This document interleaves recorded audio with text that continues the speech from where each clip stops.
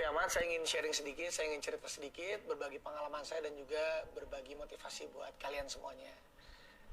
Buat saya, menyerah itu tidak ada kata menyerah. Kalau kita capek, kita boleh istirahat sejenak. Tapi setelah itu kita kembali lagi ke track kita untuk mengejar mimpi kita. Dulu, saya kemana-mana itu syuting tuh diantar almarhum papa saya. Saya dibayar honor pertama kali itu 500.000. 500.000 itu syuting. Dari Bandung ke Bogor itu naik bis, udah 40.000. Udah menginap di hotel 40.000 juga, 50.000 juga. Mungkin nggak cukup lah. Tapi ya itu nggak boleh menyerah. Itu adalah proses. Tidak ada hidup yang tidak melewati proses. Sampai papa saya bilang, jangan kita bekerja itu karena uang. Jangan, tapi biarlah uang yang akan datang kepada kita karena kita bekerja. Karena kalau kita bekerja karena uang, takutnya yang namanya manusia ada ambisi. Ambisi boleh, tetapi jangan berbentuk ambisi yang terlalu, tapi jadikan itu menjadi motivasi kita. Dan juga biarlah kita naik itu step by step. Kayak saya dulu nggak pernah menyangka saya punya mobil Lamborghini, punya rumah, nggak ada. Semuanya saya jalani dengan setapak. Dan dulu tuh saya percaya banget, kalau rezeki yang kita punya, kita harus bagi kepada siapapun itu. Jadi honor pertama saya tuh umur 14 tahun, dapat honor dulu 500.000. Honor saya yang pertama sampai saya umur 23 tahun, saya nggak pernah tahu berapa banyak uang yang saya miliki. Semuanya saya titipin di orang tua saya semua. Saya titipin di mama saya dan saya titipin di papa saya. Saya bilang ke mereka, pakai aja uang saya. Waktu itu kan karena papa saya udah dilikuidasi banknya. Silakan pakai aja, nggak apa-apa, berapapun pakai.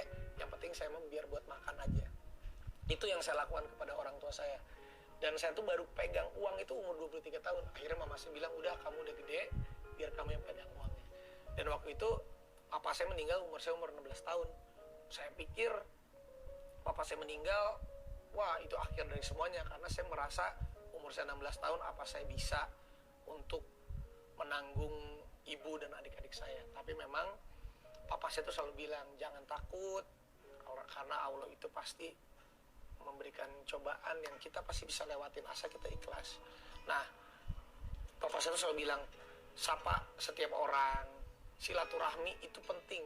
Karena Allah itu memberikan rezeki bukan hanya uang aja, tapi pertemuan, nafas kita, ketemu sama orang. Bertemu sama orang itu rezeki. Ya alhamdulillah kita dikasih umur panjang. Jadi papa saya tuh selalu bilang, kalau saya tuh pokoknya kalau ada orang dia nggak ngeliat aja bisa saya sapa duluan, bro, bisa gitu. Karena itu ajaran dari papa saya tuh, itu adalah sumber rezeki kita. Karena sehatnya kita, ketemu sama orang, siapa tahu dia nanti suatu saat kita susah, dia nolongin kita. Jadi itu adalah rezeki yang benar-benar. Silaturahmi itu kalau kita salaman, ibaratnya nih, kalau sekarang karena lagi covid aja kan orang nggak salaman, tapi kan bukan itu maksudnya. Dengan salaman, dengan kita menyapa orang, Allah itu suka menitipkan rezeki dari situ. Jadi kita bantuin orang, jangan pernah takut. Pasti Allah itu akan memberikan rezeki yang luar biasa sama kita asal kita ikhlas. Jadi itu sih sedikit yang saya bisa sharing sama kalian.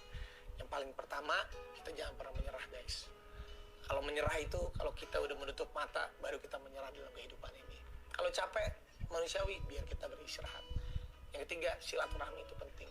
Sangat penting sekali. Membantu orang, sedekah, berbagi, itu sangat penting. Jangan pernah takut uang kita atau tenaga kita habis untuk membantu orang lain. Jadi intinya, bersyukur sih. Itu paling penting. Karena kadang kita suka lupa gitu. Bersyukur, saya setiap, percaya nggak percaya, saya setiap mau tidur tuh, saya tuh kan orangnya nggak bisa langsung tidur. Pasti 5 menit, 10 menit itu suka bicara sama diri sendiri. Refleksinya saya juga selalu begitu nih.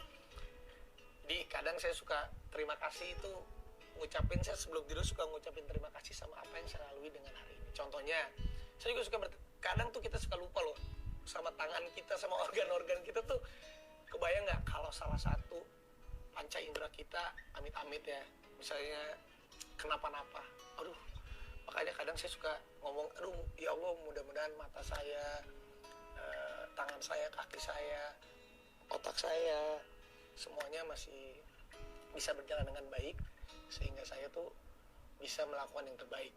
Kadang kan juga kita suka lupa gitu, aduh kalau misalnya suatu saat amit-amit nih, ini ini aja kita nih, saya aja kemarin main bola, tangan saya nih sakit nih. Terus kadang kita habis ngapain misalnya kaki kita kenapa, itu kan menghambat kita dalam bekerja. Makanya dalam hal kecil kita harus bersyukur, terutama tuh sama diri kita sendiri. Bukan diri kita sendirinya, kita juga harus bisa syukuri semua apa yang ada di dalam diri kita. Sama istri saya tuh kadang suka juga ngucapin terima kasih meskipun random ya. Saya kalau lagi enak aja, sayang makasih ya kamu udah selalu sabar sama aku gitu. Meskipun aku suka kadang gengsi, tapi ucapan terima kasih sama ibu saya juga, "Ma, makasih ya." Jadi kita harus bisa mengucapkan terima kasih kepada lingkungan kita, diri kita, yang memang dengan kita bisa berterima kasih itu kita bisa menghargai orang-orang yang sudah membuat kita menjadi seperti ini. Kadang juga itu dia, saya percaya bahwa doa dari orang sekitar itu yang paling benar-benar banget, yang makbul banget buat kita. Jadi yang paling pertama kita harus bersyukur, kita harus jangan lupa juga mengucapkan terima kasih. Yang paling penting pasti kepada Allah Subhanahu wa taala dan juga kepada semua yang ada di tempat kita. Jadi percaya atau nggak percaya, kita itu tidak bisa sukses karena sendiri. Kita itu nggak bisa hidup sendiri. Kita tuh nggak bisa apa-apa sendiri. Makanya silaturahmi kepada semuanya yang ada di dekat kita, bahkan yang ada jauh dimanapun, itu penting banget. Aku tuh nggak tahu kenapa suka dijulukin sama teman-teman tuh Miss Congeniality, apalah itulah pokoknya. Karena itu dia, memang aku tuh nggak tahu, aku tuh takut kalau kehilangan teman